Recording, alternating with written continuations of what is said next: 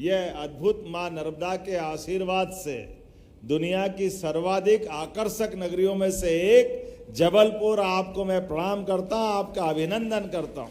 वो सारी प्रयोगशाला एक अच्छे स्कूल में प्राइवेट में जो हो सकता है उससे अच्छी शिक्षा अगर कहीं मिलेगी इन सांदीपनि विद्यालय के माध्यम से मिलेगी।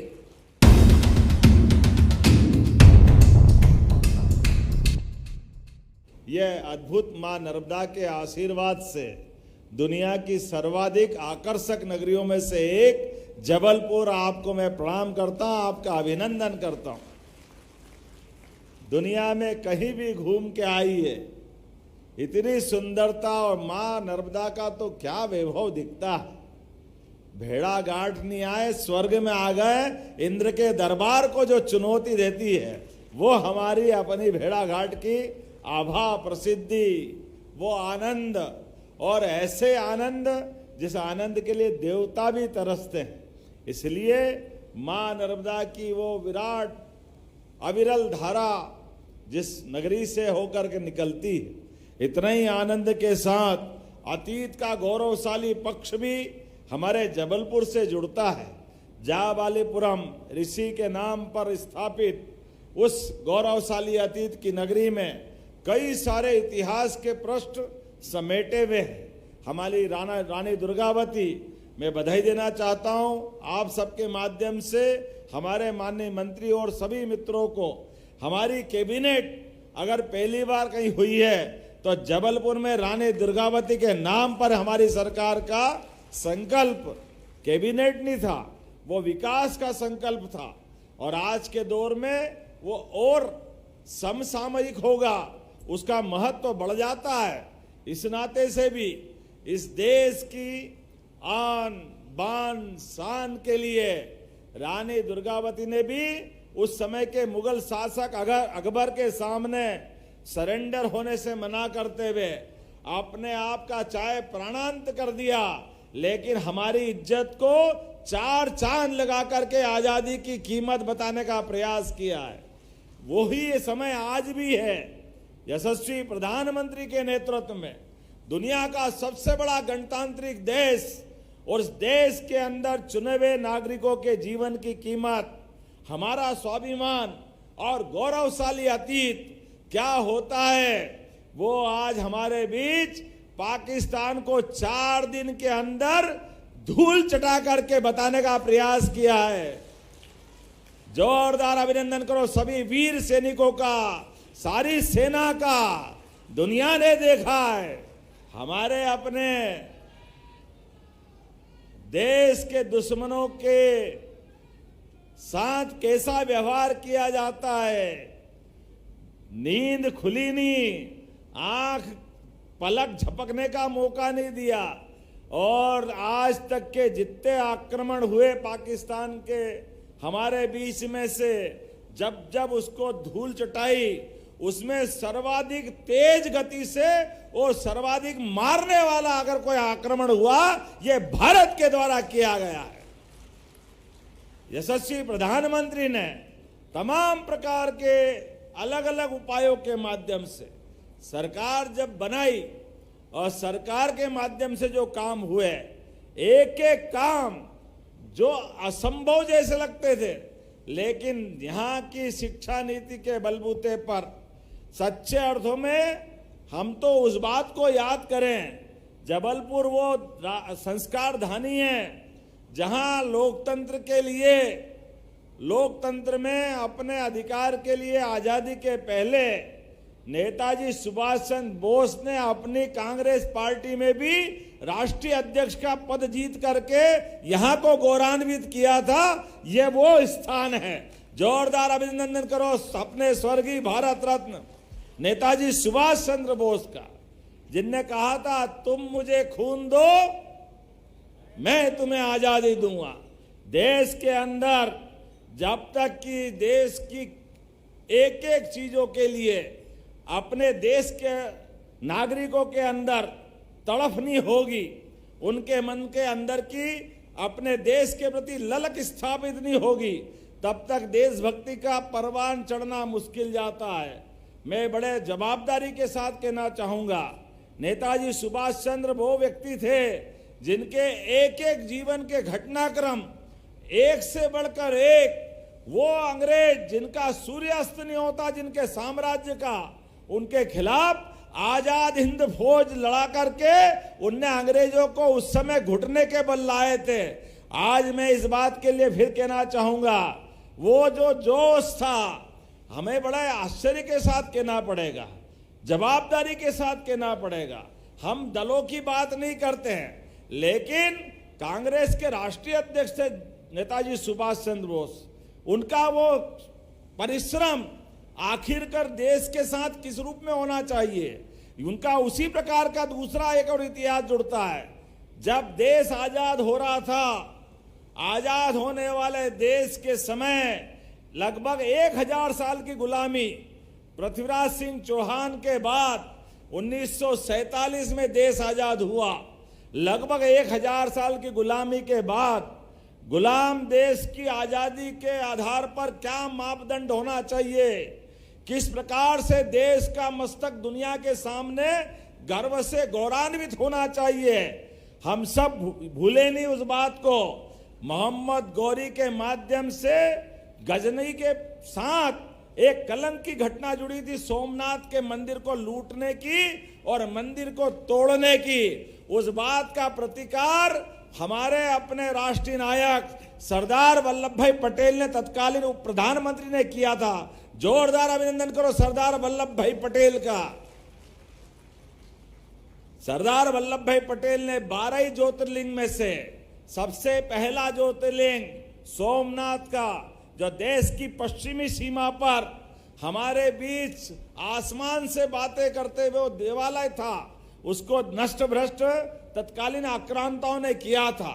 लेकिन आजादी के बाद उसका मान सम्मान बढ़ाते हुए देश की सनातन संस्कृति के प्रति उनने अपना विश्वास व्यक्त करने के लिए, सच्चे अर्थों में आजादी वो होती है। और हमें इस बात की प्रसन्नता है, सोमनाथ के उस बड़े योगदान को याद करते हुए सरदार वल्लभ भाई पटेल को भारत रत्न भी, और हमारे लिए नर्मदा के किनारे ही केवड़िया धाम में क्या धाम बनाया सरदार वल्लभ भाई पटेल का।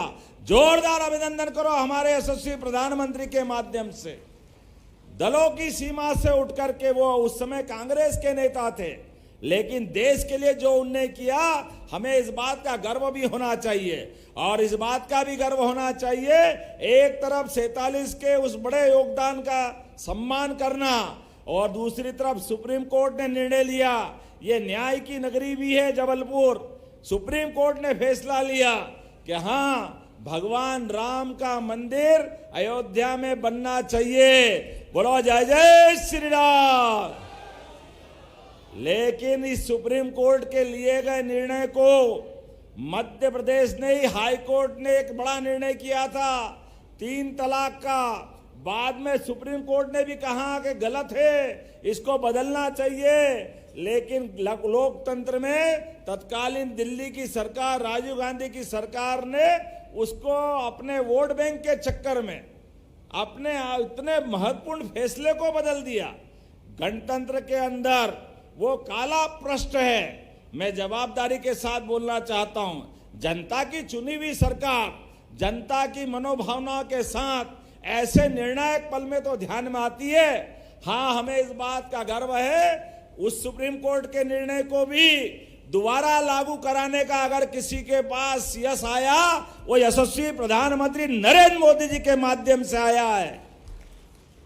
और वो तीसरा फैसला धारा 370 का, जिसके साथ 40,000 निरपराध सेना के अधिकारी, जवान, जम्मू कश्मीर के सभी प्रकार के नागरिक, पूरे देश के लोगों के साथ जो हत्याएं हुई थी, उस धारा 370 के कलंक को मिटाने का भी सामर्थ्य अगर किसी में है, यशस्वी प्रधानमंत्री की सरकार में है। जोरदार अभिनंदन करो हमारे प्रधानमंत्री का।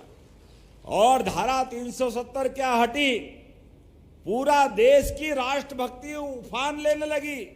पूरा देश एक साथ प्रधानमंत्री के साथ पाकिस्तान के खिलाफ अगर खड़ा हुआ, उसमें सबसे बड़ा योगदान वो धारा 370 के कलंक को मिटाने का था। इसलिए मैंने कुछ उदाहरण सामने दिए हैं।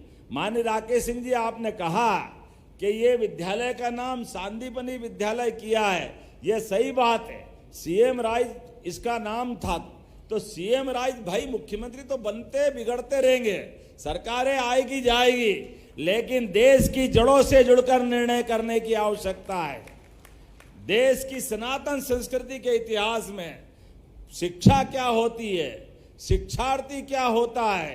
एक गोकुल वृंदावन में निहायत देहात के छोटे से स्थान पर आकर के कंस जैसे महाबली पराक्रमी को उसके घर के अंदर मार करके अन्याय का बदला लेने का काम गोपाल कृष्ण ने किया था। बोलो गोपाल कृष्ण भगवान की। लेकिन उस समय का समाज कितना जागृत था, शिक्षा की महत्ता तब भी कितनी अच्छे से समझता था। जब गोपाल कृष्ण के लिए चाहते तो समाज उनको सिंहासन पे बिठाते, क्योंकि दुनिया के इतिहास में ऐसा कभी नहीं हुआ। एक राजा को जिसने मारा उसके शासन का अंत हुआ, तो जो विजेता है वही तो कुर्सी पे बैठता है। लेकिन भगवान कृष्ण ने उस समय के निर्णय को माना। समाज ने निश्चित किया कि गोपाल कृष्ण ने काम तो बड़ा किया है, लेकिन इनकी शिक्षा दीक्षा की जरूरत है। इसलिए शिक्षा दीक्षा के लिए मध्य प्रदेश को गौरवान्वित करते हुए उज्जैनी लाए गए। उज्जैनी में महर्षि सांदीपनि, जिनके नाम पर यह विद्यालय, थोड़ा सा उनका इतिहास भी बताना चाहूंगा। सांदीपनि वो ऋषि है जिनका पहला आश्रम तो बनारस काशी में था, लेकिन कंस ने जैसे सत्ता संभाली, अपने आतंक और तमाम प्रकार की गतिविधि प्रारंभ की। ऐसे में सांदीपनि जी को गुरुकुल बंद करके अपने 6 महीने के बच्चे को लेकर के वो तीर्थाटन के लिए निकल पड़े। और जैसा अभी भी आजादी के समय देश था, पुर्तगाली, फ्रांसीसी, अंग्रेज, सब प्रकार के विदेशी सत्ताएं अपने भारत के इर्द गिर्द थी। उस समय भी खराब समय था। वैसे ही एक बर्बर जाति जो जम जाति के नाम से जानी जाती है, कोई उसको यम जाति भी बोलता था। उन्होंने देश के उस भूभाग पे, जिसको द्वारका कहते हैं, प्रभास पाटन कहते हैं, उस क्षेत्र में अपना अड्डा जमा लिया था। भगवान के गुरु सांदीपनि जी अपनी पत्नी और 6 महीने के बच्चे को लेकर उधर तीर्थाटन करते निकल रहे थे।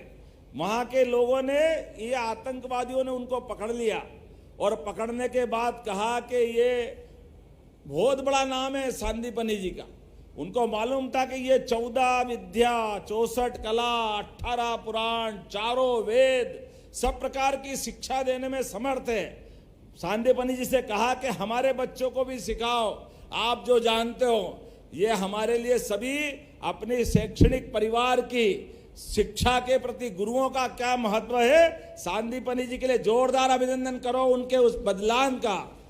सांदीपनि जी ने कहा कि भले ही मेरी जान चली जाए, मेरी शिक्षा के लिए पात्र वही है, सुपात्र वही है जो इस देश की जड़ों से जुड़ता है, जो देशभक्त हो। लेकिन आपको यह अधिकार नहीं कि आपके बच्चों को पढ़ाऊंगा।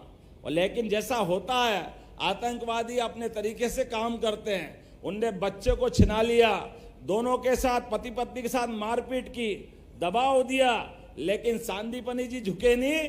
मजबूरी में उनने कहा कोई बात नहीं, आप हमारे बच्चों को अगर नहीं पढ़ा सकते, हम जो करते हैं आपके बच्चों को वैसा बना देंगे। वो 6 महीने का बच्चा छिना लिया उनके पास, वो 11 साल तक बंदी रहा उनके पास। भगवान कृष्ण का समय जब आया, जब तक वो उज्जैन में आश्रम चलाते चलाते 11 साल हो गए। भगवान कृष्ण जब यहाँ आए तब वो कंस को मार के आए थे, और कंस के ससुर थे जरासंध। जरासंध बहुत बड़े राजा थे, उनकी सेना बहुत बड़ी सामर्थ्यशाली थी। ऐसे में जैसे उनको लगा कि उनके दामाद को मार दिया, तो जरासंध की सेना मथुरा की तरफ बढ़ी। इधर भगवान की शिक्षा चली रही थी। उनको सूचना मिली कि आपको तुरंत मथुरा पहुंचना पड़ेगा, क्योंकि जरासंध की सेना से मुकाबला कौन करेगा। भगवान के सामने दुविधा थी, तुरंत वो वहां मथुरा निकलने के लिए तैयार हुए। इसी बीच सांदीपनि जी के यहाँ से गुरु माता ने कहा कृष्ण आप जा रहे हो, तो अपने गुरुजी को गुरु दक्षिणा क्या दोगे? उन्होंने कहा माता जी जो आप चाहोगे। तो वो रहस्य उद्घाटित करते हुए कहती है कि हमने ये रहस्य आज तक किसी को नहीं बताया।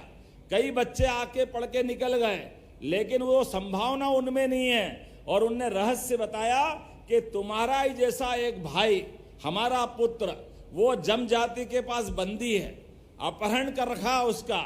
तुम अगर गुरुदक्षिणा देना चाहते हो तो उस बच्चे को लाके दे दो, हमारा जीवन धन्य हो जाएगा। भगवान कृष्ण की भी लीला देखो, उनके मन का संकल्प देखो। वो मथुरा की इतनी कठिन स्थिति को छोड़ करके वहीं से संकल्प करते हैं और कहते हैं कि मुझे कुछ हथियार चाहिए, मैं अपने गुरुपुत्र को लाऊंगा। महर्षि सांदीपनि कहते इंदौर के पास जाना पाव है, हथियार हमारे आश्रम में नहीं होते, वहाँ हमारे भगवान परशुराम जी है, ये सारे हथियार उनके पास मिलते हैं। और ये एक ऐसा इतिहास बना है कि परशुराम जी ने उनको सुदर्शन चक्र दिया। बोलिए भगवान परशुराम जी की।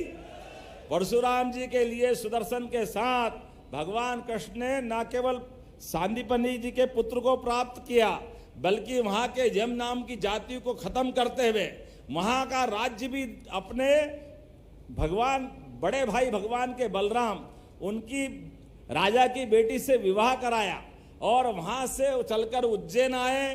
भगवान ने सांदीपनि जी का पुत्र लौटाया। तो ये जो मैं कहानी सुना रहा हूं, इसमें सांदीपनि जी का सच्चे अर्थों में गुरु पूर्णिमा के अवसर पर हमको ये जगह जगह इस बात को गाना पड़ेगा, बताना पड़ेगा कि गुरु की परंपरा कितनी महान है। अपने बच्चों को 11 साल छोड़ करके दूसरे बच्चों के साथ पढ़ा लिखा कर उनको भारत के सेवा में आगे लगाना, ऐसे में इतना उज्जवल इतिहास अगर किसी विद्यालय के नाम पर हमारे लिए सांदीपनि जी के गुरु के माध्यम से जुड़ता है, तो जब नई पीढ़ी निकल के आएगी, ये जो सांदीपनि विद्यालय की कल्पना है, ये कितनी अद्भुत कल्पना है। 2000 से ज्यादा बच्चे यहाँ पढ़ेंगे। पहली बार सरकारी स्कूल में, प्राइवेट स्कूल में अभी तक सुनते थे खेल के सभी प्रकार के, बैडमिंटन, बास्केटबॉल, फुटबॉल, नृत्य की, योग की, सभी प्रकार की शिक्षा दीक्षा, वो सारी शिक्षा दीक्षा सरकारी स्कूल में होगी। सारे प्रकार की फिजिक्स, केमिस्ट्री, अलग अलग प्रकार की जितनी प्रयोगशाला है, वो सारी प्रयोगशाला एक अच्छे स्कूल में, प्राइवेट में जो हो सकता है, उससे अच्छी शिक्षा अगर कहीं मिलेगी, इन सांदीपनि विद्यालय के माध्यम से मिलेगी। सरकारी विद्यालयों का महत्व क्यों स्थापित नहीं होना चाहिए? मुझे गर्व है, मैं भी सरकारी विद्यालय से पढ़ के निकला हूं। हमारे सरकारी विद्यालयों में अभी इस साल के जो रिजल्ट आए हैं, मुझे बड़ा आनंद है इस बात को बताते हुए। कई साल का रिकॉर्ड तोड़ा हमने 10वीं और 12वीं के, इतने अच्छे रिजल्ट आए। पहले तो जोरदार अभिनंदन करो हमारे सरकारी विद्यालय के सभी स्टाफ का, बच्चों का। और उससे आगे बढ़ करके हमारे अभी तक के रिकॉर्ड तो टूटे ही टूटे हैं, लेकिन जितने बच्चे मेरिट में आए उसमें 70% से ज्यादा बच्चे सरकारी स्कूल से निकले। ये और आनंद की बात। इतना अच्छा हमारा ये सरकारी अपने सिस्टम का परिणाम है। ऐसे में विद्यालयों के अंदर और गुणवत्तापूर्ण शिक्षा के लिए सब कुछ उपलब्ध कराने के लिए हमारे बच्चों के लिए हम गणवेश, पाठ्य पुस्तक, अब तो प्रावीण्य सूची वाले बच्चों को लैपटॉप, स्कूटी, जो मांगोगे सब देंगे। लेकिन अपनी क्षमता योग्यता से आप श्रेष्ठ नागरिक बनो, देश की सेवा करो, प्रदेश की सेवा करो। दुनिया भारत का इंतजार कर रही है यशस्वी प्रधानमंत्री के नेतृत्व में। तो आइए हम सब मिलकर के सांदीपनि विद्यालय के इस मॉडल स्कूल को आज सबके बीच लाने के लिए, भूमि पूजन के लिए माननीय विधायक जी, यहाँ के हमारे माननीय विधायक और सरकार के यशस्वी मंत्री हैं, आपको और आशीष जी सहित पूरे मंच को बधाई देना चाहूंगा। जोरदार अभिनंदन करें हमारे अपने आज के भूमि पूजन की बड़ी सौगात। इतना बड़ा काम है, वाकई में काम तो हम कई करते हैं, लेकिन अगर इतना बड़ा विद्यालय का यहाँ सौगात मिलेगी इस बरगी हिल्स के अंदर, वाकई ये सब प्रकार से प्राकृतिक खूबसूरती का बड़ा केंद्र भी है। मेरी अपनी ओर से जबलपुर के सभी नागरिकों को बधाई, बहुत बहुत धन्यवाद। भारत माता की, भारत माता की।